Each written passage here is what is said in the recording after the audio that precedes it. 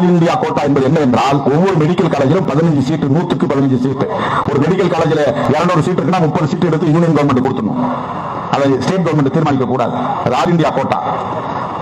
இந்தியாவிலேயே அதிகமான மருத்துவக் கல்லூரிகள் இருக்கிற மாநிலம் தமிழ்நாடு. அதிகமான மாணவர்கள் எண்ணிக்கை கொண்ட மாநிலம் தமிழ்நாடு. மருத்துவ மாணவர்கள் அதுல 15% யூனியன் கவர்மெண்ட் கொடுத்துடணும். அது அவன் பார்த்து முடிவு பண்ணி இன்டர்வியூ பண்ணி எங்கெங்கெல்லாம் யூனியன் கவர்மெண்ட்ல வேலை செய்யக்கூடிய பிள்ளைகள் படிக்கிறாங்களோ அவங்களுக்கு கொடுப்பான்.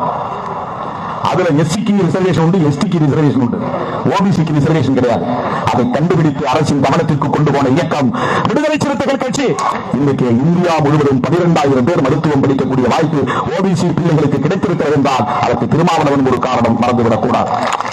எப்படி இவன் வன்னியர் சமூகத்துக்கு எதிராக இருக்க முடியும்? எப்படி இவன் ஓபிசி சமூகத்திற்கு எதிராக இருக்க முடியும்? எனக்கு அந்த பார்வை கிடையாது. தவறாக ஒரு தோற்றம் உருவாக்கப்பட்டது, சித்தரிக்கப்பட்டது. ஒரு காலத்தில் எனக்கு அந்த புத்தி கிடையாது.